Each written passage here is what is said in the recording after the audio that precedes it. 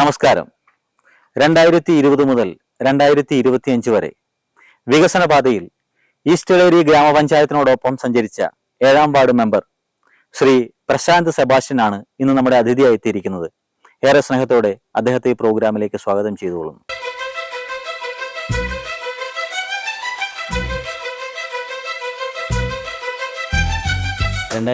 മുതൽ 25 വരെ ഏകദേശം 5 വർഷക്കാലത്തോളം 7ാം വാർഡിൻ്റെ മെമ്പറായിട്ട് പ്രവർത്തിക്കുകയാണ്. ഈ കലകളിലുള്ള ഒരു എക്സ്പീരിയൻസ് ഒന്ന് ഷെയർ ചെയ്യാമോ? എന്തൊക്കെ വികസന കാര്യങ്ങളിലും മറ്റും ചെയ്തു എന്നുള്ളത്. പഞ്ചായത്ത് മെമ്പർ ആദ്യമായിട്ടാണ്, ഫസ്റ്റ് ടൈമാണ്. ശരി.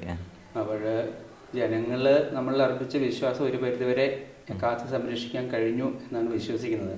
അതിന് നമ്മൾ അതങ്ങനെ കരുതാനുള്ള കാരണം റോഡ് വികസനത്തിൽ ഇതുവരെ ഒരു ടൈമിലും ഒരു ചെയ്യാൻ കഴിയാത്ത രീതിയിൽ ഉണ്ടായിരുന്ന ഭൂരിഭാഗം റോഡുകൾ, പുതിയ റോഡുകൾ, കോൺക്രീറ്റ് ആയാലും അല്ലെങ്കിൽ പുതിയ ടാറിങ്ങുകളായാലും ചെയ്ത് തീർക്കാൻ കഴിഞ്ഞു.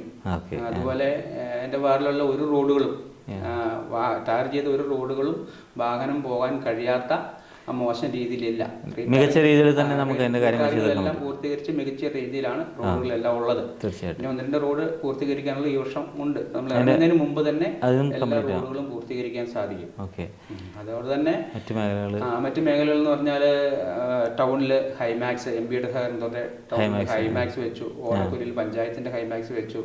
അതുകൂടാതെ തന്നെ പാലാവിൽ ടൗണും അതിന്റെ പ്രാന്തപ്രദേശങ്ങളും മൊത്തം നമ്മുടെ സോളാർ ലൈറ്റുകൾ സ്ഥാപിച്ചു. പോക്കറ്റ് റോഡുകൾ, അത് പാലാവിൽ ടൗണിൽ തൊട്ട് പുളിങ്ങാൻ പോകുന്ന പോക്കറ്റ് റോഡിലെ 2 സൈഡ് കോൺക്രീറ്റ് ചെയ്ത് വളരെ വലിയൊരു നാഷണൽ ഹൈവേ പോകുന്ന രീതിയിൽ ഒരു മികച്ച രീതിയിൽ. അതേപോലെ മെയ്യാല് എൻ്റെ വാർഡിന്റെ ഒരു മലയോര മേഖലയാണ്. അങ്ങോട്ടൊരു സിംഗിൾ റോഡാണ് ഉണ്ടായിരുന്നത്. ഒരു വണ്ടി വന്നാൽ തിരിച്ചു പോകാൻ കഴിയാത്ത രീതിയിൽ അത് സൈഡ് വീതി കൂട്ടി കോൺക്രീറ്റ് ചെയ്ത് അവരൊക്കെ സ്വപ്നം കണ്ടുകൊണ്ടിരുന്ന ഒരു വികസനം എന്ന പോലെ അവർക്ക് യാഥാർത്ഥ്യമാക്കി കൊടുക്കാൻ കഴിയും. റോഡ് വികസനത്തിൽ വളരെ മികച്ച പ്രവർത്തനം കാഴ്ചവെക്കാൻ. അതുപോലെ ഞങ്ങളുടെ അംഗൻവാടിയായിട്ട് ബന്ധപ്പെട്ട് 2 അംഗൻവാടിയുടെ പുനർനിർമ്മാണവുമായിട്ട് ബന്ധപ്പെട്ട് പാലാവിൽ അംഗൻവാടി വാടകഘട്ടത്തിലാണ് ഇപ്പോഴും ഉള്ളത്. അതിന് സ്വന്തമായി സ്ഥലം വാങ്ങി അതിന്റെ നീക്കം വലിച്ച് അതിന്റെ ബിൽഡിംഗ് നിർമ്മാണത്തിന്റെ അവസാന സാങ്ഷൻ ഇപ്പൊ ഉടനെ കിട്ടി പ്രവർത്തനം ആരംഭിക്കാവുന്ന, ബിൽഡിംഗ് നിർമ്മാണം ആരംഭിക്കാവുന്ന രീതിയിലുള്ള എത്തിച്ചിട്ടുണ്ട്. ഓടക്കല്ലി അംഗൻവാടി പഴയ ബിൽഡിംഗ് ആയിരുന്നു. അപ്പൊ അതിന്റെ മുകളിൽ ഷീറ്റ് ഇട്ട് മെറ്റൽ ഇന്റർലോക്ക് ചെയ്ത് നല്ല രീതിയിലാക്കി. അതേപോലെ മെയ്യാലിലാണെങ്കിലും അത് പെയിന്റ് ചെയ്ത് അവർക്ക് കുടിവെള്ളമില്ലായിരുന്നു, സ്വന്തം കുഴലടിച്ച് എല്ലാ അംഗൻവാടികൾക്കും സ്വന്തമായി ജല സോഴ്സ് കൊടുക്കാൻ കഴിഞ്ഞിട്ടുണ്ട്. അതുപോലെ നമ്മുടെ വാർഡ് പ്രധാനമായിട്ടും കാർഷിക മേഖലയെ ബേസ് ചെയ്തിട്ട് മുന്നേറിക്കൊണ്ടിരിക്കുന്ന ആളുകളാണുള്ളത്.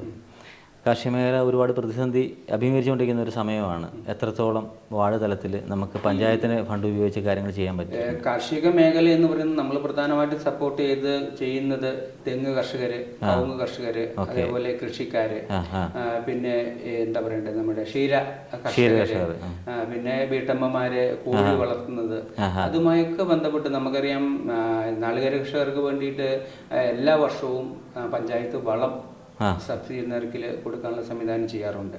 പിന്നെ പശുക്കളെ വിതരണം ചെയ്യാറുണ്ട്. അതുപോലെ മുട്ടക്കോഴി അമ്മമാർക്ക് വേണ്ടിയിട്ട് മുട്ടക്കോഴികളെ വിതരണം ചെയ്യാറുണ്ട്. പിന്നെ ഒരു പഞ്ചായത്തും ചെയ്യുന്നതെന്ന് എനിക്ക് തോന്നുന്നു, നമ്മള് കാലിത്തീറ്റ സബ്സിഡി നിരക്കിൽ പഞ്ചായത്ത് പ്രൊജക്ട് വെച്ച് കൊടുക്കുന്നുണ്ട്. മറ്റു പഞ്ചായത്തുകളൊന്നും ചെയ്യുന്ന പദ്ധതി ഞാൻ തോന്നുന്നില്ല.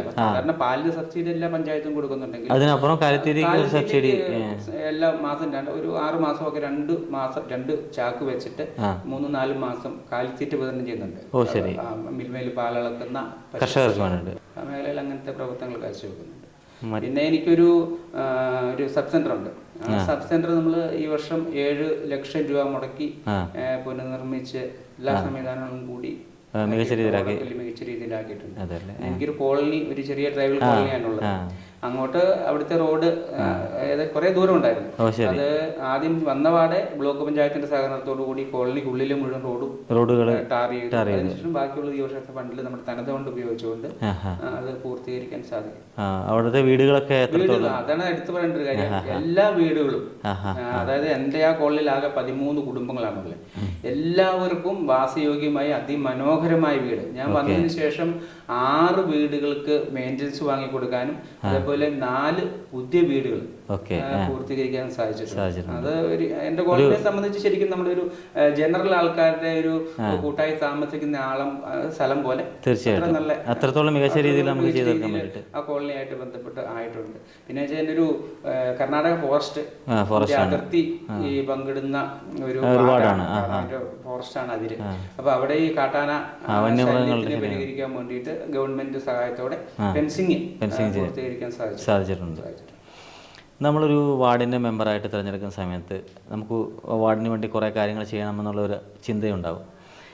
നമ്മൾ ആഗ്രഹിച്ച കാര്യങ്ങളെല്ലാം അതിൻ്റെ പൂർണ്ണതയിലേക്ക് എത്തിച്ചേരുവാൻ സാധിച്ചിട്ടുണ്ടോ? എത്രത്തോളം മികച്ച രീതി ചെയ്തെടുക്കാൻ പറ്റും? 100% സാധിച്ചില്ലെങ്കിലും ഒരു 90% പൂർത്തീകരിക്കാൻ സാധിച്ചിട്ടുണ്ട്. അതെന്ന് വെച്ചാൽ നമ്മുടെ ഒരു സാറ്റിസ്ഫാക്ഷൻ കൂടാതെ പബ്ലിക്കിന്റെ ഇടയിൽ നിന്ന് അവരുടെ ഒരു സംസാരം, ഒരു പുതിയ ഇലക്ഷൻ വരാൻ പോകുമ്പോൾ അപ്പം പഴയ മെമ്പർ എങ്ങനെ ഉണ്ടായിരുന്നു, തീർച്ചയായിട്ടും അല്ലെങ്കിൽ അവനെ കൊള്ളാവോ എന്നുള്ള ഒരു പൊതുവിൽ പബ്ലിക് അവരുടെ ഒരു സംസാരങ്ങളും നോക്കുമ്പോൾ പിന്നെ നമ്മൾ വ്യക്തിപരമായിട്ട് പരമാവധി ചിലപ്പോൾ ഞാൻ പറയാൻ പറ്റുമോ, നമ്മൾ കാർഷിക മേഖലയായിട്ട് പറഞ്ഞു നമ്മൾ പറഞ്ഞപ്പോൾ ഞാൻ ഇലക്ഷനിൽ പറഞ്ഞൊരു വിഷയമായിരുന്നു വീടുകളിൽ പച്ചക്കറിത്തോട്ടം.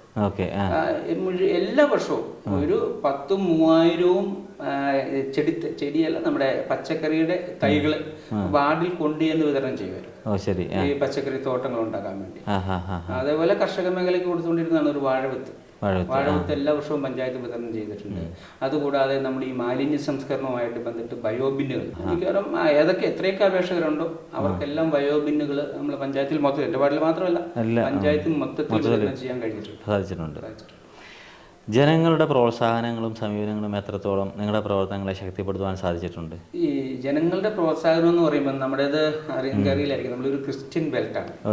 ഈ ക്രിസ്ത്യൻ ബെൽറ്റിന്റെ ആൾക്കാരുടെ ഒരു സമീപനം എന്ന് പറഞ്ഞാൽ ഒരു പബ്ലിക്കുമായി ബന്ധപ്പെട്ട പരിപാടികളിൽ സ്വയം അധികം ഇൻവോൾവ് ചെയ്യുന്ന ആൾക്കാരല്ല ക്രിസ്ത്യൻ കമ്മ്യൂണിറ്റി ആയിട്ട് ബന്ധപ്പെട്ട ആൾക്കാർ. നമ്മളൊരു കോൺഗ്രസ്സുകാരുടെ ഏരിയയും ആയതുകൊണ്ട് അത് രാഷ്ട്രീയം പറയുന്നതല്ല,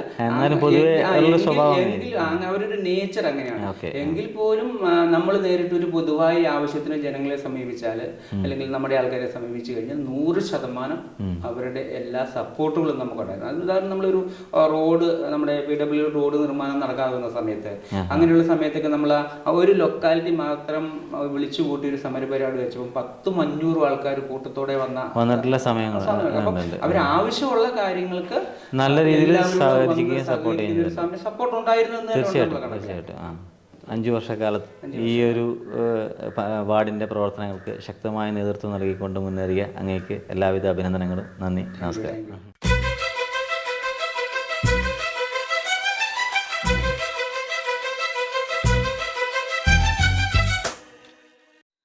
വികസനത്തിന്റെ പാതയിൽ തലമുറകൾ പകർന്നു നൽകിയ ആർജവവും സ്വപ്നവും കർമ്മവീഥികളിൽ യാഥാർത്ഥ്യമാക്കുവാൻ ചരിത്രം നിയോഗിച്ച വഴിത്താരകളിലൂടെ ഈ കാലഘട്ടത്തിന്റെ വികസന സ്വപ്നങ്ങൾക്ക് ഒപ്പം സഞ്ചരിക്കുവാൻ കർമ്മനിയോഗം പോലെ ചരിത്രത്തിൽ ഇടം നേടിയ വ്യക്തിത്വങ്ങൾക്ക് അഭിനന്ദനങ്ങൾ.